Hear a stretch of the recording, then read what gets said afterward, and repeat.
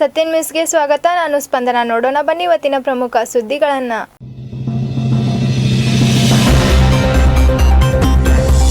ಬೋರ್ಗಾಂವ್ ಪಟ್ಟಣ ಪಂಚಾಯತ್ ಸದಸ್ಯರ ಹಾಗೂ ನಾಗರಿಕರ ವಿಶೇಷ ಸಹಕಾರದಿಂದ ಪಟ್ಟಣದ ಸಮಗ್ರ ಅಭಿವೃದ್ಧಿ, ಮುಖಂಡ ಉತ್ತಮ್ ಪಾಟೀಲ್ ಹೇಳಿಕೆ. ನಾಳೆ ಜರುಗಲಿದೆ ಗ್ರಾಮ ಸಂಗ್ರಾಮದ ಮೊದಲ ಹಂತದ ಚುನಾವಣೆ, ಹುಕ್ಕೇರಿ ತಾಲೂಕಾಡಳಿತದಿಂದ ಸಕಲ ಸಿದ್ಧತೆ. ಕಾಗವಾಡದಲ್ಲಿ ಜರುಗಿದ ಗ್ರಾಮ ಪಂಚಾಯತ್ ಚುನಾವಣೆ ಸಿಬ್ಬಂದಿಗಳ ತರಬೇತಿ, ಜಿಲ್ಲಾಧಿಕಾರಿ ಎಂಜಿ ಹಿರೇಮಠ್ ಭಾಗಿ. ಸತ್ಯಂ ವಾಹಿನಿಯೊಂದಿಗೆ ಮಾತನಾಡಿದ ಜಿಲ್ಲಾಧಿಕಾರಿಗಳು. ಕುಷ್ಟಗಿ ನಗರದ ವಸತಿ ಯೋಜನೆ ಅಡಿಯಲ್ಲಿ ಹಕ್ಕು ಪತ್ರ ವಿತರಣೆ ಮಾಡಿದ ಫಲಾನುಭವಿಗಳ ನಿವೇಶನ ಒದಗಿಸಿಕೊಡಿ, ನಿವೇಶನ ಜಾಗವನ್ನು ಒತ್ತುವರಿ ಮಾಡಿದ ಮಾಲೀಕರ ವಿರುದ್ಧ ಕ್ರಮ ಕೈಗೊಳ್ಳುವಂತೆ ಆಗ್ರಹ.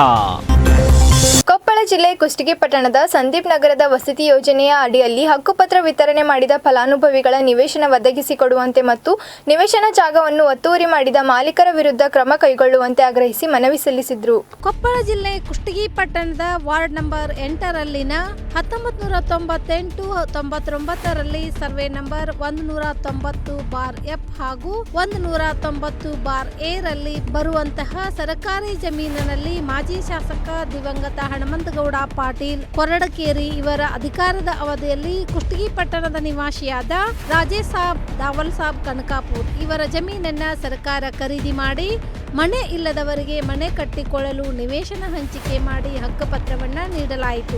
ಆದರೆ ಸರ್ಕಾರಿ ಜಮೀನನ್ನ ನಮ್ಮದು ಎಂದು ಜಮೀನಿನ ಮಾಲಕರಾದ ರಾಜೇಶ್ ಸಾಬ್ ದಾವಲ್ ಸಾಬ್ ಕನಕಾಪುರ್ ಇವರು ಒತ್ತುವರಿ ಮಾಡುತ್ತಿದ್ದಾರೆ. ಈಗಾಗಲೇ ಸರ್ವೆ ನಂಬರ್ 190/F ಹಾಗೂ ಸರ್ವೆ ನಂಬರ್ 190/A ಜಮೀನಿನ ಜಾಗ ಸರ್ಕಾರಿ ಜಾಗ ಮತ್ತು ಪುರಸಭೆ ವ್ಯಾಪ್ತಿಗೆ ಒಳಪಟ್ಟಿದೆ. ಆದರೆ ಸರ್ಕಾರಿ ಜಾಗ ನಮ್ಮದು ಎಂದು ಹೇಳುತ್ತಿದ್ದಾರೆ. ಇದು ಎಷ್ಟರ ಮಟ್ಟಿಗೆ ಸರಿ ಎಂದು ಜಮೀನಿನ ಮಾಲೀಕರ ವಿರುದ್ಧ ಮತ್ತು ಅಧಿಕಾರಿಗಳ ವಿರುದ್ಧ ಕಿಡಿಕಾರಿ ಪುರಸಭೆಯ ಅಧ್ಯಕ್ಷ ಕೆ ಗಂಗಾಧರಯ್ಯ ಹಿರೇಮಠ್ ಹಾಗೂ ಪುರಸಭೆಯ ಮುಖ್ಯಾಧಿಕಾರಿಗಳಿಗೆ ಮನವಿಯನ್ನ ಸಲ್ಲಿಸಿದರು. ಮನವಿ ಸಲ್ಲಿಸಿದ ನಂತರ ಮಾತನಾಡಿದ ಪುರಸಭೆಯ ಸದಸ್ಯ ಮೈನುದ್ದೀನ್ ಮುಲ್ಲಾ ಮಾತನಾಡಿ, ಈಗಾಗಲೇ ಮಾಜಿ ಶಾಸಕ ದಿವಂಗತ ಹನುಮಂತಗೌಡ ಪಾಟೀಲ್ ಇವರ ಅಧಿಕಾರದ ಅವಧಿಯಲ್ಲಿ ರಾಜೇಶ್ ಸಾಬ್ ಕನಕಾಪುರ್ ಇವರ ಜಮೀನನ್ನ ಸರ್ಕಾರ 1998ರಲ್ಲಿ ಖರೀದಿ ಮಾಡಿ ಮನೆ ಇಲ್ಲದವರಿಗೆ ಮನೆ ಕಟ್ಟಿಕೊಳ್ಳಲು ಹಕ್ಕುಪತ್ರಗಳನ್ನ ನೀಡಲಾಗಿದೆ. ಸರ್ವೆ ನಂಬರ್ 190/F ಹಾಗೂ 190/A ಜಾಗವು ಪುರಸಭೆ ವ್ಯಾಪ್ತಿಗೆ ಒಳಪಟ್ಟಿದೆ. ವಾರ್ಡ್ ನಂಬರ್ 8ರಲ್ಲಿನ ಸಂದೀಪ್ ನಗರದಲ್ಲಿನ ನಿವೇಶನ ಜಾಗವನ್ನು ರಾಜೇಶ್ ಸಾಬ್ ಕನಕಾಪುರ್ ಇವರ ತಂದೆಯವರು ಜಮೀನನ್ನ ಸರ್ಕಾರಕ್ಕೆ ಮಾರಿ ಹೋಗಿದ್ದಾರೆ. ಆದರೆ ಈಗ ನಮ್ಮ ಜಮೀನು ಎಂದು NA ಪ್ಲಾಟ್ ಮಾಡುವುದು ಸೂಕ್ತವಲ್ಲ. ರಾಜೇಶ್ ಸಾಬ್ ಕನಕಾಪುರ್ ಅವರು ಸರ್ಕಾರಿ ಜಾಗವನ್ನ ಬಿಟ್ಟು ಉಳಿದ ತಮ್ಮ ಜಮೀನಿನಲ್ಲಿ ಪ್ಲಾಟ್ ಮಾಡಲಿ. ಆದರೆ ಇದರಿಂದ ಸುಮಾರು 50ಕ್ಕೂ ಹೆಚ್ಚು ಕುಟುಂಬಗಳು ಬೀದಿ ಪಾಲಾಗುತ್ತಿವೆ. ಇದನ್ನು ತಡೆಯಲು ಪುರಸಭೆ ಅಧ್ಯಕ್ಷ ಹಾಗೂ ಅಧಿಕಾರಿಗಳು, ಜಿಲ್ಲಾಧಿಕಾರಿಗಳು ಮತ್ತು ತಹಶೀಲ್ದಾರರು ಕೂಡಲೇ ಸರ್ಕಾರಿ ಜಾಗವನ್ನು ಒತ್ತುವರಿ ಮಾಡದಂತೆ ಮಾಲೀಕರಿಗೆ ನೋಟಿಸ್ ನೀಡಿ ಸರ್ವೆ ಕಾರ್ಯವನ್ನು ನಡೆಸಿ ಫಲಾನುಭವಿಗಳಿಗೆ ಸೂಕ್ತ ನ್ಯಾಯ ಒದಗಿಸಿಕೊಡಬೇಕು ಎಂದು ಹೇಳಿದರು. ಕಾಗವಾಡ ತಾಲೂಕಿನ 8 ಗ್ರಾಮಗಳ ಪಂಚಾಯಿತಿ ಚುನಾವಣೆ ಹಿನ್ನೆಲೆ ಚುನಾವಣಾ ಸಿಬ್ಬಂದಿಗಳಿಗೆ ರವಿವಾರದಂದು ತರಬೇತಿ ಕಾರ್ಯಕ್ರಮ ಜರುಗಿತು. ಈ ಕಾರ್ಯಕ್ರಮದಲ್ಲಿ ಮಾನ್ಯ ಜಿಲ್ಲಾಧಿಕಾರಿಗಳು ಭಾಗಿಯಾಗಿದ್ದು ನಮ್ಮ ವಾಹಿನಿಯೊಂದಿಗೆ ಮಾತನಾಡಿದ್ರು. ಕಾಗವಾಡ ಮತಕ್ಷೇತ್ರದ 8 ಗ್ರಾಮ ಪಂಚಾಯಿತಿ ಚುನಾವಣೆ ರಂಗಾಟದಲ್ಲಿ ಗ್ರಾಮ ಪಂಚಾಯಿತಿ ಚುನಾವಣೆಯ ಪೂರ್ವ ತಯಾರಿಯನ್ನ ಸಂಬಂಧಿಸಿದ ಅಧಿಕಾರಿಗಳ ಕಾರ್ಯವೈಖರಿಯ ಬಗ್ಗೆ ನಮ್ಮ ವಾಹಿನಿಯು ಜಿಲ್ಲಾಧಿಕಾರಿಗಳ ಸಂದರ್ಶನ ಪಡೆದಾಗ ಜಿಲ್ಲಾಧಿಕಾರಿಗಳು ತಮ್ಮ ವ್ಯವಸ್ಥಿತ ಸೌಲಭ್ಯಗಳ ಕುರಿತು ಹೇಳಿದರು. ಇಲ್ಲಿ ಕಾಂಪೌಂಡ್ ಇಲ್ಲದ ಕಾರಣ ಪೊಲೀಸ್ ಅಧಿಕಾರಿಗಳು ಬ್ಯಾರಿಗೇಟ್ ಹಾಕುವುದಾಗಿ ತಿಳಿಸಿದರು. ಚುನಾವಣೆ ಸಿಬ್ಬಂದಿಗೆ ಎಲ್ಲ ರೀತಿಯ ತರಬೇತಿ ನೀಡಿ ಕೊರೋನಾದಂತಹ ಮಹಾಮಾರಿ ಸಂದರ್ಭದಲ್ಲಿ ಯಾವುದೇ ತೊಂದರೆಗಳಾಗದಂತೆ ಪ್ರತಿ ಬೂತ್ಗೆ ಆರೋಗ್ಯ ಕಾರ್ಯಕರ್ತರನ್ನ ಕಳುಹಿಸಿಕೊಡಲಾಗುವುದು ಮತ್ತು ಆ ಬೂತ್ನಲ್ಲಿ ಮತದಾರರಿಗೆ ಎಲ್ಲ ರೀತಿಯ ಆರೋಗ್ಯ ಸೌಲಭ್ಯಗಳಾದ ಥರ್ಮಾಮೀಟರ್, ಆಕ್ಸಿಲೇಟರ್, ಸ್ಯಾನಿಟೈಸರ್ ಸೌಲಭ್ಯ ಒದಗಿಸಲಾಗುವುದು. ಮತದಾರರಲ್ಲಿ ಯಾರಿಗಾದರೂ ಕೋವಿಡ್ ಪಾಸಿಟಿವ್ ಕಾಣಿಸಿಕೊಂಡರೆ ಅವರಿಗೆ ಕೊನೆಯ 1 ಗಂಟೆ ಮತದಾನ ಮಾಡಲು ಅವಕಾಶ ನೀಡಲಾಗುವುದು ಎಂದು ಹೇಳಿದರು. SOP ಪ್ರಕಾರ ಎಲ್ಲಾ ಕಾಳಜಿ ವಹಿಸುತ್ತಿದ್ದು ಯಾವುದೇ ತೊಂದರೆಗಳು ಆಗುವುದಿಲ್ಲ ಎಂದು ಜಿಲ್ಲಾಧಿಕಾರಿಗಳು ನಮ್ಮ ಸತ್ಯಂ ವಾಹಿನಿಗೆ ತಿಳಿಸಿದರು. ಕಾಗವಾಡ ತಾಲೂಕಿನ 8 ಗ್ರಾಮಗಳಲ್ಲಿ ಬರ್ತಕ್ಕಂತಹ ಗ್ರಾಮ ಪಂಚಾಯಿತಿಯ ಚುನಾವಣೆಯ ರಂಗ ಏರ್ತಾ ಇದೆ. ಅದೇ ರೀತಿಯಾಗಿ ಇಲ್ಲೂ ಕೂಡ ಒಂದು ಮತದಾರರ ಮತಗಟ್ಟೆಯಲ್ಲಿ ಯಾವುದೇ ರೀತಿಯಾದಂತಹ ತಪ್ಪು ತಡೆಗಳಿಗೆ ಅನುಕೂಲವಾಗದೇ ಇರಲಿ ಅಂತಕ್ಕಂತಹ ಕಾರಣಾಂತರಗಳಿಂದ ಎಲ್ಲ ರೀತಿಯಾದ ಬರದ ಸಿದ್ಧತೆ ಕೂಡ ಸಾಗ್ತಾ ಇದೆ. ಅಷ್ಟೇ ಅಲ್ಲ, ಇಲ್ಲಿ ಜಿಲ್ಲಾಧಿಕಾರಿಗಳು ಕೂಡ ಬಂದು ಎಲ್ಲ ರೀತಿಯಾದಂತಹ ತರಬೇತಿ, ಎಲ್ಲ ರೀತಿಯಾದಂತಹ ಗೈಡೆನ್ಸನ್ನು ಕೊಟ್ಟಿದ್ದಾರೋ ಇಲ್ವೋ ಅನ್ನತಕ್ಕಂತಹ ಎಲ್ಲ ರೀತಿಯಾದಂತಹ ತಯಾರಿಗಳ ಬಗ್ಗೆ ಒಂದು ಚರ್ಚೆ ಕೂಡ ಮಾಡ್ತಾ ಇದ್ದಾರೆ. ಅಷ್ಟೇ ಅಲ್ಲ, ಇಲ್ಲಿ ಬಂದು ಎಲ್ಲ ಪರೀಕ್ಷೆಗಳನ್ನು ಯಾವ ರೀತಿಯಾದಂತಹ ಒಂದು ತರಬೇತಿ ನೀಡ್ತಾ ಇದ್ದಾರೆ. ಚುನಾವಣೆಯುತವಾಗಿ ಈ ಮತದಾರನ ಮತಯಾಚನೆಗೆ ಬಂದಾಗ ಯಾವ ರೀತಿ ನೋಡ್ಕೊಬೇಕು ಅನ್ನೋಂಥ ಎಲ್ಲ ರೀತಿಯಾದಂತಹ ಗೈಡೆನ್ಸ್ ಕೂಡ ಕೊಡ್ತಾ ಇದ್ದಾರೆ. ಅದರ ಬಗ್ಗೆ ಈಗ ಪರೀಕ್ಷೆ ಕೂಡ ಮಾಡ್ತಾ ಇದ್ದಾರೆ. ಜಿಲ್ಲಾಧಿಕಾರಿಗಳು ಕೂಡ ನಮ್ಮ ಜೊತೆಗೆ ಇಲ್ಲೇ ಬಂದಿದ್ದಾರೆ, ಪರೀಕ್ಷೆ ಕೂಡ ಮಾಡ್ತಾ ಇದ್ದಾರೆ. ಸೊ ಜಿಲ್ಲಾಧಿಕಾರಿಗಳು ಈ ಒಂದು ಕಾಗವಾಡ ಕ್ಷೇತ್ರದ ಬಗ್ಗೆ ಹಾಗೂ ಮತಯಾಚನೆಯ ಬಗ್ಗೆ ಹಾಗೂ ಗ್ರಾಮ ಪಂಚಾಯಿತಿಗಳ ಬಗ್ಗೆ ಬರದ ಸಿದ್ಧತೆ ಯಾವ ರೀತಿ ನಡೀತಾ ಇದೆ ಅಂತ ಕೇಳೋಣ ಬನ್ನಿ. ಈ 8 ಗ್ರಾಮ ಪಂಚಾಯಿತಿಗಳ ಒಂದು ಚುನಾವಣೆ ರಂಗೇರ್ತಾ ಇದೆ. ಈಗ ಯಾವ ರೀತಿಯಾದಂತಹ ಬರದ ಸಿದ್ಧತೆಯೊಂದಿಗೆ ಗ್ರಾಮ ಪಂಚಾಯಿತಿ ಚುನಾವಣೆ ನಡೆಸ್ತಾ ಇದ್ದಾರೆ? ಎಲ್ಲ ಸಕಲ ಸಿದ್ಧತೆಗಳನ್ನು ನಮ್ಮ ಇಲ್ಲಿಯ ತಹಶೀಲ್ದಾರ್ಸು ಮಾಡಿದ್ದಾರೆ. ಇವತ್ತು ತರಬೇತಿ ಕೊಡ್ತಾ ಇದೆ ಎಲ್ಲರಿಗೂ, ಮತ್ತು ತರಬೇತಿಗೂ ಕೂಡ ಎಲ್ಲ ಜನರು ಅಟೆಂಡ್ ಆಗಿದ್ದಾರೆ. ಮತ್ತು ಇದೇ ಕಾಲೇಜಿನ ಸೆಂಟರ್ನ ಅವರು ಮಸ್ಟರಿಂಗು, ಡಿಮಸ್ಟರಿಂಗು, ಕೌಂಟಿಂಗು ಮತ್ತು ಸ್ಟ್ರಾಂಗ್ ರೂಮ್ ಎಲ್ಲಕ್ಕೂ ಇದನ್ನು ಬಳಸ್ತಾ ಇದ್ದಾರೆ. ಬಟ್ ಒಂದೇನು ನಾನು ನೋಡಿದೆ, ಇದಕ್ಕೆ ಕಂಪೌಂಡ್ ಇಲ್ಲ. ಅದಕ್ಕೆ ಪೊಲೀಸ್ ಅಧಿಕಾರಿಗಳ ಜೊತೆ ನಾವು ಚರ್ಚೆ ಮಾಡಿದಂಗೆ ಅವರೆಲ್ಲ ಬ್ಯಾರಿಕೇಡ್ ಹಾಕೋತಾನೆ ಅಂತ ಹೇಳಿದ್ದಾರೆ. ಸೊ ಏನು ತೊಂದರೆ ಆಗೋದಿಲ್ಲ, ಮತ್ತು ಎಲ್ಲ ವ್ಯವಸ್ಥೆ ಸರಿಯಾಗಿ ಮಾಡ್ತಾ ಇದ್ದಾರೆ. ಯಾವುದೇ ತೊಂದರೆ ಆಗದಂಗೆ ನಾವು ನೋಡ್ಕೊಳ್ತೀವಿ. ಓಕೆ. ಈಗ ಮಹಾಮಾರಿ ಕೊರೋನಾ ಒಂದು ಸಂದಿಗ್ಧ ಪರಿಸ್ಥಿತಿಯಲ್ಲಿ ಎಲ್ಲ ರೀತಿಯಾದಂತಹ ಒಂದು ನಿಯಮಾವಳಿಗಳನ್ನು ಪರಿಶೀಲಿಸಿ ಎಲ್ಲ ರೀತಿಯ ಚರ್ಚೆಗೆ ಗ್ರಾಸವಾಗದಂತೆ ಎಲ್ಲ ಮತದಾರ ಬಾಂಧವರಿಗೆ ಅನುಕೂಲ ಯಾವ ರೀತಿ ಇದೆ ಸರ್? ಈಗ ನಾವು ಪ್ರತಿಯೊಂದು ಬೂತ್ಗೂ ಕೂಡ ಹೆಲ್ತ್ ವರ್ಕರ್ಸನ್ನು ಕಳಿಸ್ತಾ ಇದ್ದೀವಿ. ಅಲ್ಲಿ ಮತ ಹಾಕಲಿಕ್ಕೆ ಬಂದವರಿಗೆ ಎಲ್ಲ ಆಕ್ಸಿಮೀಟರು, ಥರ್ಮಾಮೀಟರು ಮತ್ತು ಸ್ಯಾನಿಟೈಸರು ಎಲ್ಲ ಅಲ್ಲಿ ಬಳಕೆ ಆಗ್ತಾಯಿದೆ. ಮತ್ತು ಯಾರು ಕೋವಿಡ್ ಪಾಸಿಟಿವ್ ಅಲ್ಲಿ ಮತದಾರರು ಬರ್ತಾರೆ, ಕೊನೆಯ 1 ಗಂಟೆ ಅವರಿಗೆ ಮತದಾನ ಮಾಡೋದಕ್ಕೆ ಅವಕಾಶ ಇದೆ. ಸೊ ಏನು ಎಲ್ಲ SOP ಪ್ರಕಾರ ಅದನ್ನೆಲ್ಲ ಕಾಳಜಿ ತಗೊಳ್ತಾ ಇದೆ. ಏನು ತೊಂದರೆ ಆಗೋದಿಲ್ಲ. ಯಾವುದೇ ರೀತಿಯಾದಂತಹ ಮತದಾರರಿಗೂ ಕೂಡ ಯಾವುದೇ ರೀತಿಯ ತೊಂದರೆ ಆಗಲ್ಲ. ಅದೇ ರೀತಿಯಾಗಿ ಚುನಾವಣೆಯ ಮುಂಚಿತವಾಗಿ ಎಲ್ಲ ರೀತಿಯಾದಂತಹ ಚುನಾವಣೆಯ ಒಂದು ಕೊಠಡಿಗಳಲ್ಲಿ ತರಬೇತಿಗಳನ್ನು ಚುನಾಯಿತ ನಡೆಸ್ತಕ್ಕಂತಹ ಎಲ್ಲ ತರಬೇತಿ ನೀಡ್ತಾ ಇದ್ದಾರೆ.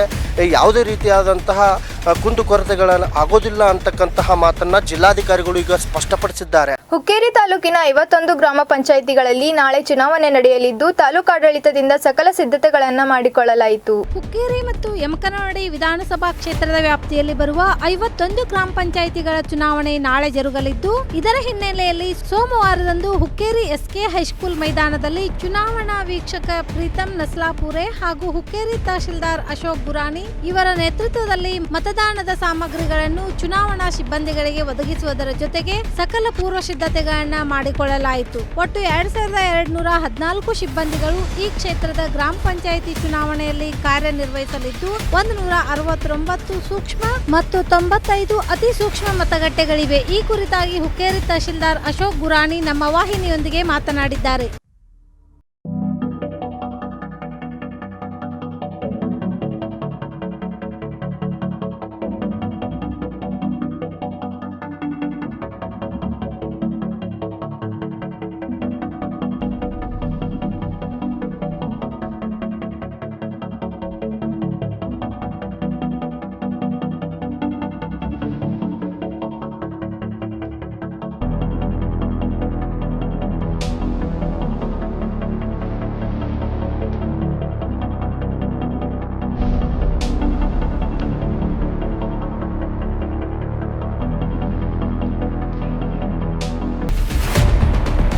ನಾಳೆ ಗ್ರಾಮ ಪಂಚಾಯಿತಿ ಚುನಾವಣೆಯ ಮತದಾನ ನಡೀತಾ ಇದ್ದು, ಈಗ ತಹಶೀಲ್ದಾರ್ ಆದಂತಹ ಅಶೋಕ್ ಗುರಾನಿ ಅವರು ನಮ್ಮ ಜೊತೆಗೆ ಇದ್ದಾರೆ. ಅವ್ರನ್ನೂ ಕೂಡ ಮಾತಾಡ್ಸೋಣ. ಚುನಾವಣಾ ಎಲ್ಲ ಸಿಬ್ಬಂದಿಗಳಿಗೆ ಸ್ವಾಗತ.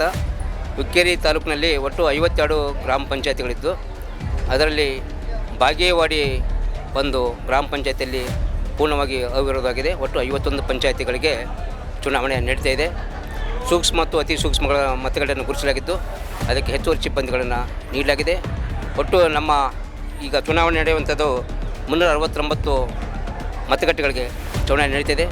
ಅದಕ್ಕೆ 1600 ಸಿಬ್ಬಂದಿಗಳನ್ನು ನಾವು ಪಡೆದುಕೊಂಡು ಕಳಿಸಲಾಗಿದೆ. ಮತ್ತು SOP ಪ್ರಕಾರ ಈಗಾಗಲೇ ಆಶಾ ಕಾರ್ಯಕರ್ತರನ್ನ ನೇಮಕ ಮಾಡಲಾಗಿದೆ. ಅವರು ಅಲ್ಲಿ ಸ್ಯಾನಿಟೈಸ್ ಮಾಡ್ತಾರೆ ಮತ್ತು ಅವರ ಬಗ್ಗೆ ಕೋವಿಡ್ ಬಗ್ಗೆ ಟೆಸ್ಟ್ ಮಾಡಲಿಕ್ಕೆ ಅವ್ರನ್ನೂ ಸಹ ಅಲ್ಲಿ ನಿಗದಿಪಡಿಸಿ ಕಳಿಸಲಾಗಿದೆ. ಪ್ರತಿಯೊಂದು ಮತಗಟ್ಟೆಯಲ್ಲಿ ಸಹ ಅವರು ಕೋವಿಡ್-19 ಬಗ್ಗೆ ಅವರು ಪರಿಶೀಲನೆ ಮಾಡಿಕೆಸಿ ಮತದಾನ ಮಾಡಲಿಕ್ಕೆ ಸುಗಮವಾಗಿ ಅವಕಾಶ ಮಾಡಿಕೊಡ್ತಾ ಇದ್ದಾರೆ. ಹೆಚ್ಚುವರಿ ಸಿಬ್ಬಂದಿಗಳು ಸಹ ನಮ್ಮಲ್ಲಿ ಇದ್ದಾರೆ. ಯಾವುದೇ ಸಿಬ್ಬಂದಿಗಳ ಕೊರತೆ ಇಲ್ಲ. ನಮ್ಮ ತಾಲೂಕಿನಲ್ಲಿ ಶಾಂತವಾಗಿ ಮತದಾನ ಆಗಲಿಕ್ಕೆ ಎಲ್ಲ ಸೂಕ್ತ ಬಂದೋಬಸ್ತನ್ನು ಮಾಡಿಕೊಡಲಾಗಿದೆ. Thank you. ಸರಿ, ಮತಗಟ್ಟೆಯಲ್ಲಿ ಯಾವ ರೀತಿಯಾದಂತಹ ಪೂರ್ವ ಸಿದ್ಧತೆಗಳು ಎಲ್ಲ ಮತಗಟ್ಟೆಗಳಲ್ಲಿ ನಡೀತಾವೆ? ಈಗಾಗಲೇ ಗ್ರಾಮ ಪಂಚಾಯಿತಿ ಪಿ ಡಿ ಅವರು ಪ್ರತಿ ಮತಗಟ್ಟೆಗಳನ್ನು ಮಾನ್ಯ ಜಿಲ್ಲಾಧಿಕಾರಿ ಆದೇಶ ಪ್ರಕಾರ ಈಗಾಗಲೇ ಸ್ಯಾನಿಟೈಸ್ ಮಾಡಿ ಸ್ವಚ್ಛಗೊಳಿಸಿದ್ದಾರೆ. ಈಗ ಮತದಾನ ಸಿಬ್ಬಂದಿ ಜೊತೆ ಸಹ ನಾವು ಸ್ಯಾನಿಟೈಸು ಮತ್ತು ಟೆಸ್ಟ್ ಮಾಡಲಿಕ್ಕೆ ಇವನ್ನೆಲ್ಲ ಸಾಮಗ್ರಿಗಳನ್ನು ಆರೋಗ್ಯ ಇಲಾಖೆಯಿಂದ ನಿಯೋಜಿತ ಸಿಬ್ಬಂದಿಗಳ ಕಡೆ ನೀಡಲಾಗಿದೆ. ಅದಕ್ಕೆ ಕೋವಿಡ್-19 ಸೂಕ್ಷ್ಮವಾಗಿ ಪರಿಶೀಲನೆ ಮಾಡಿ ಕ್ರಮ ಕೈಗೊಳ್ಳುತ್ತಿದ್ದಾರೆ. ಗ್ರಾಮ ಪಂಚಾಯಿತಿಯ ವ್ಯಾಪ್ತಿಯಲ್ಲಿ ಬರ್ತಕ್ಕಂತಹ ಹಳ್ಳಿಗಳಲ್ಲಿ ಪೂರ್ವ ಸಿದ್ಧತೆ, ಕರೋನಾ ಸಂದಿಗ್ಧ ಪರಿಸ್ಥಿತಿಯಲ್ಲೂ ಕೂಡ ಎಲ್ಲ ರೀತಿಯಾದಂತಹ ಕಟ್ಟುನಿಟ್ಟಿನ ನಿಯಮಗಳೊಂದಿಗೆ ಶಾಂತಯುತವಾಗಿ ಮತದಾನ ನಡೆಯಲಿದೆ ಅಂತ ಹೇಳಿದ್ದಾರೆ. ಧನ್ಯವಾದ. ಸವದತ್ತಿ ಪಟ್ಟಣದ ಬಿದ್ರಿ ಕಲ್ಮಠದ ಕುಮಾರಸ್ವಾಮಿಗಳ ಪುಣ್ಯ ಸ್ಮರಣೋತ್ಸವ ಕಾರ್ಯಕ್ರಮದ ಪೂರ್ವಭಾವಿ ಸಭೆ ಮತ್ತು ಅಪ್ಪಯ್ಯ ಮಹಾಸ್ವಾಮಿಗಳ ಪುಣ್ಯ ಸ್ಮರಣೋತ್ಸವ ಕಾರ್ಯಕ್ರಮ ಜರುಗಿತು. ಸವದತ್ತಿ ಪಟ್ಟಣದ ಕಲ್ಮಠದ ಕುಮಾರಸ್ವಾಮಿಗಳ ಪುಣ್ಯ ಸ್ಮರಣೋತ್ಸವ ಕಾರ್ಯಕ್ರಮದ ಪೂರ್ವಭಾವಿ ಸಭೆ ಜರುಗಿತು ಮತ್ತು ಅಪ್ಪಯ್ಯ ಮಹಾಸ್ವಾಮಿಗಳ ಪುಣ್ಯ ಸ್ಮರಣೋತ್ಸವ ಕಾರ್ಯಕ್ರಮ ಜರುಗಿತು. ಮುಂಬರುವ ಜನವರಿ 18, 2021 ಮುಂಜಾನೆ ಪಲ್ಲಕ್ಕಿ ಉತ್ಸವ, ನಂತರ ರಥೋತ್ಸವ ಮುಂತಾದ ಕಾರ್ಯಕ್ರಮಗಳನ್ನು ಆಚರಿಸುವ ಕುರಿತು ನಿರ್ಣಯಿಸಲಾಯಿತು. ಸಭೆಯ ಪ್ರಾರಂಭದಲ್ಲಿ ನಿವೃತ್ತ ಶಿಕ್ಷಕರಾದ SR ಹಿರೇಮಠ ಅವರು ಮಾತನಾಡಿ, ಈ ಬಾರಿ ಉತ್ಸವವನ್ನು ಬಹಳ ಸರಳ ರೀತಿಯಿಂದ ಆಚರಿಸಬೇಕಾಗಿದೆ. ಏಕೆಂದರೆ ಕೊರೋನಾ ರೋಗ ಹರಡದಂತೆ ನೋಡಿಕೊಳ್ಳಲು ನಾವೆಲ್ಲರೂ ಸರ್ಕಾರದ ಆದೇಶವನ್ನ ಪಾಲಿಸುತ್ತಾ ಸಾಮಾಜಿಕ ಅಂತರವನ್ನ ಕಾಯ್ದುಕೊಂಡು ಮತ್ತು ಬಹುಮುಖ್ಯವಾಗಿ ಮಾಸ್ಕ್ಗಳನ್ನು ಧರಿಸಿ ಧಾರ್ಮಿಕ ಕಾರ್ಯಕ್ರಮಗಳನ್ನು ಮಾಡಬೇಕಾಗಿದೆ ಎಂದರು. ಈ ವರ್ಷ ಯಾವ ರೀತಿಯಾಗಿ ಮಾಡಬೇಕು ಅನ್ನುವಂಥವ್ರ ಬಗ್ಗೆ ನಾವು ಮುಖ್ಯವಾಗಿ ಚರ್ಚೆ ಮಾಡಬೇಕಾಗಿದೆ. ಜಿಲ್ಲೆ ಪ್ರತಿ ವರ್ಷ ಪ್ರಧಾನ ಪ್ರವಚನವನ್ನು ಕೊಡ್ತಿದ್ದೀವಿ, ರಥೋತ್ಸವ ಮಾಡ್ತಿದ್ದೀವಿ, ಮಹಾಪ್ರಸಾದದ ವ್ಯವಸ್ಥೆ ಇರ್ತಿತ್ತು. ಅದು ಈ ವರ್ಷ ನಾವು ಯಾವ ರೀತಿಯಾಗಿ ಮಾಡಬೇಕು ಅನ್ನುವಂಥ ಒಂದು ವಿಷಯವನ್ನು ಚರ್ಚೆ ಮಾಡಲಿಕ್ಕೆ ತಮ್ಮೆಲ್ಲರನ್ನು ನಾವು ಇಲ್ಲಿ ಸೇರ್ತಿದ್ದೀವಿ. ಅದಕ್ಕೆ ತಮ್ಮ ವಿಚಾರಗಳನ್ನು ಹೇಳಿ ಈ ವರ್ಷ ನಾವು ಯಾವ ರೀತಿಯಾಗಿ ಕಾರ್ಯಕ್ರಮವನ್ನು ಹಂಚಿಕೊಳ್ಬೇಕು ಅನ್ನುವಂಥದ್ದನ್ನು ಹೇಳ್ಬಿಟ್ರೆ ಆ ರೀತಿ ಆದಂಥ ಇದರಿಂದ ಏನು ಸಮಸ್ಯೆ ಆಗೋದಿಲ್ಲ ಮತ್ತು ಹೊಸ ದುರ್ಬಲ ತೊಂದರೆ ಆಗೈತಿ. ಸಂಕ್ಷಿಪ್ತ ರೀತಿಯಿಂದ ಆದರೂ ನಾವು ಒಂದು ಗಂಟೆ ದಿವಸ ಪುರಾಣ ಹಚ್ಚಿಕೊಳ್ಳೋ ಮತ್ತು ಜಾತ್ರೆ ಮಾಡಿಕೊಳ್ಳೋ ಅಂತ ನಮ್ಮ ಅಭಿಪ್ರಾಯ.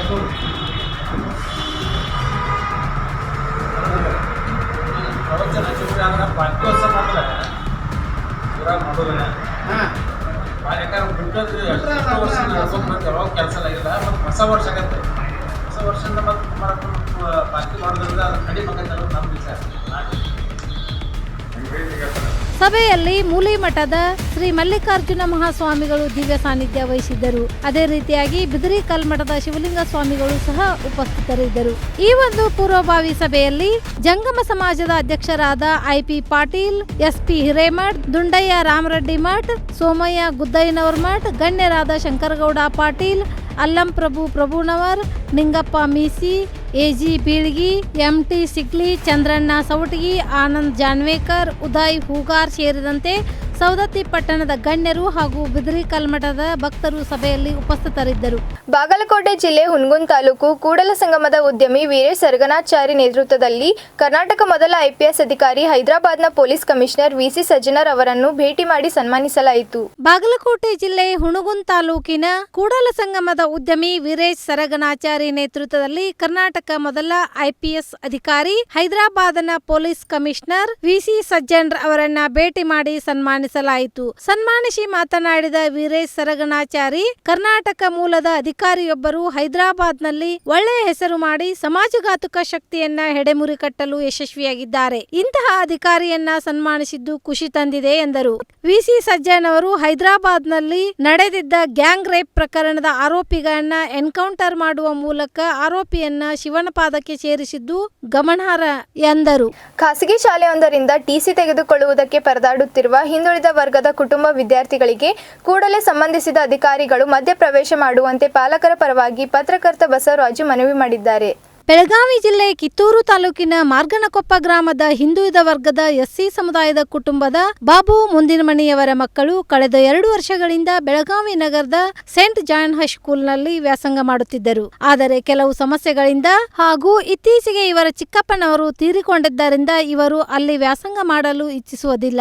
ಆದ್ದರಿಂದ ಕೊರೋನಾ ಲಾಕ್ಡೌನ್ ಹಿನ್ನೆಲೆಯಲ್ಲಿ ಇವರು ಕಿತ್ತೂರು ಪಟ್ಟಣದ ವಿದ್ಯಾನಗರದಲ್ಲಿ ಇವರ ಪೋಷಕರ ಜೊತೆ ಮಕ್ಕಳು ಉಳಿದುಕೊಳ್ಳುತ್ತಾರೆ. ಹೀಗೆ ದಿನಗಳು ಕಳೆದ ಗೊತ್ತಾಗದಂತೆ ಕಳೆದ 3 ತಿಂಗಳ ಹಿಂದೆ ಕಿತ್ತೂರು ಪಟ್ಟಣದ ಜ್ಞಾನಗಂಗಾ ಹೈಸ್ಕೂಲ್ನಲ್ಲಿ ಪ್ರವೇಶ ಪಡೆದಿರುತ್ತಾರೆ. ಆದರೆ ಟಿಸಿ ಇಲ್ಲದೆ ಇರುವ ಕಾರಣ ಆ ಸಂಸ್ಥೆಯವರು ಕಾಕತೀಯ ಸೇಂಟ್ ಜಾನ್ ಹೈಸ್ಕೂಲ್ಗೆ ಟಿಸಿ ಕಳಿಸುವಂತೆ ಪತ್ರ ಬರೆದರೂ ಅವರು ಕಳಿಸುವುದಿಲ್ಲ. ಇದರಿಂದ ಬೇಸತ್ತ ಪೋಷಕರು 5 ರಿಂದ 6 ಬಾರಿ ಆ ಶಾಲೆಗೆ ಟಿಸಿ ಕೊಡುವಂತೆ ಹೋಗಿ ಬಂದರೂ ಸಹ ಟಿಸಿ ಮಾತ್ರ ಕೊಡುತ್ತಿಲ್ಲ. ಜೂನ್ ನಿಂದ ಇಲ್ಲಿಯವರೆಗೂ ಶುಲ್ಕ ತುಂಬು ಅಂತ ಹೇಳಿ ಎಸ್ಸಿ ಸಮುದಾಯದ ಕುಟುಂಬದ ಪೋಷಕರಿಗೆ ನಿಂದನೆ ಮಾಡುತ್ತಿದ್ದಾರೆ. ಆದ್ದರಿಂದ ಇಂದು ಪತ್ರಕರ್ತರ ಹಾಗೂ ಹೋರಾಟಗಾರರ ಶ್ರೀ ಬಸವರಾಜ್ ಅವರನ್ನ ಭೇಟಿ ಮಾಡಿ ಅವರಿಂದ ಕಿತ್ತೂರು ಬಿಇಒ ಕಚೇರಿಗೆ ಮನವಿ ಸಲ್ಲಿಸಿ ಸಮಗ್ರ ವರದಿ ತಯಾರು ಮಾಡಿ ಕೂಡಲೇ ಶಿಕ್ಷಣ ಸಚಿವರು ಆ ವಿದ್ಯಾರ್ಥಿಗಳ ಸಮಸ್ಯೆಯ ಮಧ್ಯೆ ಪ್ರವೇಶ ಮಾಡಿ ನ್ಯಾಯ ದೊರಕಿಸಿಕೊಡಬೇಕು ಎಂದು ಆಗ್ರಹ ಮಾಡಿದರು. ನಮಸ್ಕಾರ ಶೇಖರೆ, ಏನಿವತ್ತು ಈ ಶಿಕ್ಷಣ ಇಲಾಖೆಯಲ್ಲಿ ಒಂದು ವಿಚಿತ್ರವಾದ ಘಟನೆ ನಡೆದ್ಬಿಟ್ಟಿದೆ. ಅದು ಯಾವ ರೀತಿ ಅಂತಂತಂದರೆ, ಈ ಖಾಸಗಿ ಸಂಸ್ಥೆಗಳು ಯಾವ ರೀತಿ ಈ ಬಡ ಮತ್ತು ದುರ್ಬಲ ವರ್ಗದವರ ಮೇಲೆ ಯಾವ ರೀತಿ ತನ್ನ ಒಂದು ಆಡಳಿತಶಾಹಿಯ ಒಂದು ಅಧಿಕಾರದಿಂದ ಯಾವ ರೀತಿ ಅವರು ಅಧಿಕಾರಗಳನ್ನ ಬಳಕೆ ಮಾಡ್ತಾರೆ ಅನ್ನೋದಕ್ಕೆ ಇದೊಂದು ಸಾಕ್ಷಿ. ವಿಶೇಷವಾಗಿ ನಾನು ಹೇಳ್ತಾ ಇರ್ತಕ್ಕಂಥದ್ದು, ಒಬ್ಬ ಪತ್ರಕರ್ತನಾಗಿ ಹೇಳ್ತಾ ಇರ್ತಕ್ಕಂಥದ್ದು, ಆ ಕಿತ್ತೂರು ತಾಲೂಕಿನ ಮಾರ್ಗಿನಕೊಪ್ಪದ ಆ ವಿದ್ಯಾರ್ಥಿ ಮತ್ತು ವಿದ್ಯಾರ್ಥಿನಿಗಳಾದ ಸ್ಫೂರ್ತಿ ಮತ್ತು ನಂದೀಶ್ ಬಾಬು ಮುಂದಿನ ಮನೆ ಅಂತಕ್ಕಂಥ ವಿದ್ಯಾರ್ಥಿಗಳು ಕಳೆದ ವರ್ಷ ಆ ಕಾಕತೀಯ ಒಂದು ಖಾಸಗಿ ಶಾಲೆಯಲ್ಲಿ ಸ್ಟಡಿ ಮಾಡ್ತಿದ್ರು. ಆನಂತರ ಅವರ ಕುಟುಂಬದ ವರ್ಗದಲ್ಲಿ ಒಬ್ಬ ಮುಖ್ಯ ಕೇಂದ್ರ ಬಿಂದು ಆಗಿದ್ದರು. ಅವರ ಚಿಕ್ಕಪ್ಪನವರು ಪಾಪ ಅಚಾನಕ್ಕಾಗಿ ಒಂದು 6 ದಿವಸಗಳಿಂದ ತೀರ್ಕೊಬಿಟ್ರು. ಮೊದಲೇ ಆರ್ಥಿಕವಾಗಿ ಬಳಲ್ತಾ ಇರ್ತಕ್ಕಂಥ ಕುಟುಂಬ, ತುಂಬ ಬಡತನ ಕುಟುಂಬ. ಇಂಥ ಸಂದರ್ಭದಲ್ಲಿ ಅವರು ಒಂದು ಎಸ್ಸಿ ಸಮುದಾಯಕ್ಕೆ ಬೇರೆ ಸೇರ್ತಾರೆ. ಅವರು ಸಾಕಷ್ಟು ಸಮಸ್ಯೆಗಳಿಂದ ಬಳಲ್ತಾ ಇದ್ರು. ಇಂಥ ಸಂದರ್ಭದಲ್ಲಿ ಅವ್ರಿಗೆ ತೀರ್ಕೊಂಡಿದ್ದಕ್ಕೆ ಸಾಕಷ್ಟು ತೊಂದರೆಯಾಗಿ ಅವ್ರಿಗೆ ಜೀವನ ನಿರ್ವಹಣೆ ಮಾಡೋದೇ ಕಷ್ಟ ಆಯಿತು.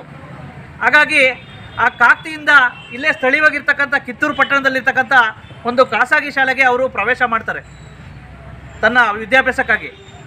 ಆದರೆ ಆನಂತರ ಇಲ್ಲಿರ್ತಕ್ಕಂಥ ಸ್ಥಳೀಯ ಸಂಸ್ಥೆಯವರು ಮತ್ತು ಇಲ್ಲಿರ್ತಕ್ಕಂಥ ಪಾಪ ಅವ್ರ ತಂದೆಯವರು ಬಂದಿದ್ದಾರೆ. ಅವರು ಪದೇ ಪದೇ ಹೋಗಿ ದಯವಿಟ್ಟು ವರ್ಗಾವಣೆ ಪ್ರವೇಶ ಪತ್ರವನ್ನು ಕೊಡಿ ಅಂತೇಳ್ಬಿಟ್ಟು ಪದೇ ಪದೇ ಕೇಳಿದ್ರು ಸಹ ಅವರು ಯಾವುದೇ ರೀತಿ ಸ್ಪಂದನೆ ಮಾಡಿಲ್ಲ. ಹೇಳಿ ಸರ್, ನಿಮ್ಮ ಹೆಸರು? ನನ್ನ ಹೆಸರು ಬಾಬು ಎಲ್ಲಪ್ಪ ಮುಂದಿಮಿನಿ ಅಂತ. ಹೇಳಿ ಸರ್, ಏನು ಸಮಸ್ಯೆ ಇದು? ಈ ಹುಡುಗರದು ಮಾರ್ಚ್ ಲಾಕ್ಡೌನ್ ಆಯಿತು. ಲಾಕ್ಡೌನ್ಗಿಂತ ಪೂರ್ವವಾಗಿ ನಾವು ಇಲ್ಲಿ ಊರಿಗೆ ಬಂದು ಇಲ್ಲೇ ಉಳಿದು, ಆಮೇಲೆ ಈ ಹುಡುಗರು ಇಲ್ಲಿ ಕಿತ್ತೂರಾಗ ಅಡ್ಮಿಷನ್ ಮಾಡಿಸ್ಬೇಕಂತೇಳಿ ಇಲ್ಲಿ ಜ್ಞಾನಗಂಗಾ ಸ್ಕೂಲ್ ಅಡ್ಮಿಷನ್ ತೊಗೊಂಡು ಅವ್ರಿಗೆ T C by post Kakati ಜನಸಂಖ್ಯಾ ಸ್ಕೂಲ್ ಕಾಕತಿ ಕಳಿಸಿದ್ವಿ. ನಾವು ಖುದ್ದಾಗಿ ಹೋಗಿ ಅವ್ರ ಜೊತೆ ಮಾತಾಡಿದ್ರು. ನೀವು ಎಲ್ಲಿ ದಿಲ್ಲಿಗೆ ಹೋದ್ರೆ ನಾನು ನಿಮಗೆ ಟಿ ಸಿ ಕೊಡೋದಿಲ್ಲ, ಏನು ಬೇಕಾದ್ ಮಾಡ್ಕೊರಿ ಅಂತ ಹೊರಟಾಗಿ ಮಾತಾಡ್ತಾರೆ. 4-5 ಸಲ ಅವ್ರಿಗೆ ಅವ್ರ ಸ್ಕೂಲ್ ಸುತ್ತಾಡಿದ್ರು. ನೀವೇನು ಮಾಡ್ಕೋರಿ, ನಾನು ಲೀಡರ್ ಅದನು, ನನಗೆಲ್ಲ ಕಾನೂನು ಗೊತ್ತೈತಿ, ಕಾಯ್ದೆ ಗೊತ್ತೈತಿ ಅಂತ ಹೇಳ್ತಾರೆ. ಆಮ್ಯಾಗ ಅವ್ರ ಮುಖ್ಯಸ್ಥರ ನಂಬರ್ ಕೊಡಂದ್ರೆ ಅವರ ಮುಖ್ಯ ಪ್ರಿನ್ಸಿಪಾಲ್ರು ಆ ನಂಬರ್ ತಪ್ಪು ಕೊಡ್ತಾರೋ. ಆಮ್ಯಾಗ ಅಲ್ಲಿ ಅವ್ರು ಕ್ಲಾರ್ಕ್ ಅಂತ ಸವಿತಾ ಮೇಡಮ್ ಅಂತ ಕ್ಲಾರ್ಕ್ ಅದಾರು. ಅವ್ರು ನೀವು ಎಲ್ಲಿ ದಿಲ್ಲಿಗೆ ಹೋಗ್ರಿ, ನಾನು ನಿಮ್ಗೆ ಟಿ ಸಿ ಕೊಡೋದಿಲ್ಲ, ಏನು ಮಾಡಿ ಹೆಂಗೆ ತಗೋರಿ ಅಂತ ಅವ್ರು ಹೊರಟೆ ಮಾತಾಡ್ತಾರೆ. ಜೂನಿಂದ ಇಲ್ಲಿ ತನಕ ಫೀಸ್ ತುಂಬಂತ ಹೇಳ್ತಾರೆ. ಕ್ಲಾಸಿಗೆ ಹೋಗಿಲ್ಲ, ಆನ್ಲೈನ್ ಕ್ಲಾಸ್ ತೊಗೊಂಡಿಲ್ಲ. ಜೂನ್ 8ಕ್ಕೆ ನಾವು ಫೋನ್ ಮಾಡಿ ಕೇಳಿದ್ರು, ನಮ್ಮ ಮಕ್ಕಳನ್ನ ಇಲ್ಲಿ ಸ್ಕೂಲ್ ಹಚ್ಚೋದಿಲ್ಲ, ಬೇರೆ ಕಡೆ ಟ್ರಾನ್ಸ್ಫರ್ ತೊಗೊಂಡು ನಾವು ಹೇಳಿದ್ವಿ. ಜೂನ್ 8 ತಾರೀಕು ಅವ್ರ ಸ್ಕೂಲಿಂದ ಒಂದು ಫೋನ್ ಬಂದಿತ್ತು ನಮ್ಗೆ, ನಮ್ಮ ಹುಡುಗರು ಅಡ್ಮಿಷನ್ ಮಾಡೋಕೆ ಹೋಗ್ಬಿಟ್ರೆ ನಾವು ಬೇರೆ ಕಡೆ ಅಡ್ಮಿಷನ್ ತೊಗೊಂಡು ಅಂತ ಹೇಳಿದ್ವಿ. ಅಷ್ಟಾದರೂ ಅವ್ರು ಅಡ್ಮಿಷನ್ ತೊಗೊಂಡಾರು. ಈಗ ಜೂನಿಂದ ಇಲ್ಲಿ ತನಕ ಫೀಸ್ ಕೊಡ್ರಿ, ಇಲ್ಲ ನಿಮ್ಮ ಮಕ್ಕಳು ಟಿ ಸಿ ಕೊಡಲ್ಲ, ಏನು ಮಾಡ್ಕೊರ ನಮ್ಗೆ ಒಂಥರ ಹೊರಟ ಥರ ಮಾತಾಡ್ತಾರೆ. ಹೌದಾ? ಈಗ ಒಟ್ಟಾರೆ ನಿಮ್ಗೇನು ಇಲ್ಲಿ ವರ್ಗಾವಣೆ ಪತ್ರ ಬೇಕು ಸರ್. ಓಕೆ, ನಿಮ್ಗೆ ನ್ಯಾಯ ತೋರಿಸ್ಕೊಡ್ಬೇಕು. ನ್ಯಾಯ ಬೇಕು ಸರ್. ಆ ಬೆಳಗಾವಿ ಗ್ರಾಮೀಣ ಕ್ಷೇತ್ರ ಶಿಕ್ಷಣಾಧಿಕಾರಿಗಳಲ್ಲಿ ಮತ್ತು ಕಿತ್ತೂರು ಕ್ಷೇತ್ರ ಶಿಕ್ಷಣಾಧಿಕಾರಿಗಳಲ್ಲಿ ಮತ್ತು ವಿಶೇಷವಾಗಿ ಅಲ್ಲಿರ್ತಕ್ಕಂಥ ಒಂದು ಸ್ಥಳೀಯ ಕಾಕತಿಲಿರ್ತಕ್ಕಂಥ ಆ ಒಂದು ಸ್ಥಳೀಯ ಖಾಸಗಿ ಶಾಲೆಯ ಆಡಳಿತ ಮಂಡಳಿಯಲ್ಲಿ ಒಂದು ಹೃದಯಪೂರ್ವಕವಾಗಿ ಮನವಿ ಮಾಡ್ಕೊಳ್ತಾನೆ. ದಯವಿಟ್ಟು ಈ ಮಕ್ಕಳಿಗೆ ಟಿ ಸಿ ವಿತರಣೆ ಮಾಡಿ, ಅವ್ರನ್ನ ಬದುಕಕ್ಕೆ ಬಿಡಿ, ಅಭ್ಯಾಸ ಮಾಡಕ್ಕೆ ಬಿಡಿ, ಅವರ ಭವಿಷ್ಯನ ರೂಪಿಸಿ ಅಂತ ಹೇಳ್ಬಿಟ್ಟು ಈ ಸಂದರ್ಭದಲ್ಲಿ ಪತ್ರಕರ್ತನಾಗಿ ಈ ಕುಟುಂಬದ ಮತ್ತು ವಿದ್ಯಾರ್ಥಿಗಳ ಪರವಾಗಿ ನಾನು ಮನೆ ಮಾಡ್ಕೊಳ್ತೇನೆ. ನಮಸ್ಕಾರ, ಥ್ಯಾಂಕ್ ಯು. ಬೋರ್ಗಾಂವ್ ಪಟ್ಟಣದ ಎಲ್ಲ ನಾಗರಿಕರು ಹಾಗೂ ಪಟ್ಟಣ ಪಂಚಾಯಿತಿ ಸದಸ್ಯರ ವಿಶೇಷ ಸಹಕಾರದಿಂದಲೇ ಇಷ್ಟೊಂದು ಅಭಿವೃದ್ಧಿ ಕಾರ್ಯಗಳು ಮಾಡಲು ಸಾಧ್ಯವಾಯಿತು ಎಂದು ನಿಪಾನಿ ಮತಕ್ಷೇತ್ರದ ಯುವ ಮುಖಂಡ ಉತ್ತಮ್ ಪಾಟೀಲ್ ಹೇಳಿದರು.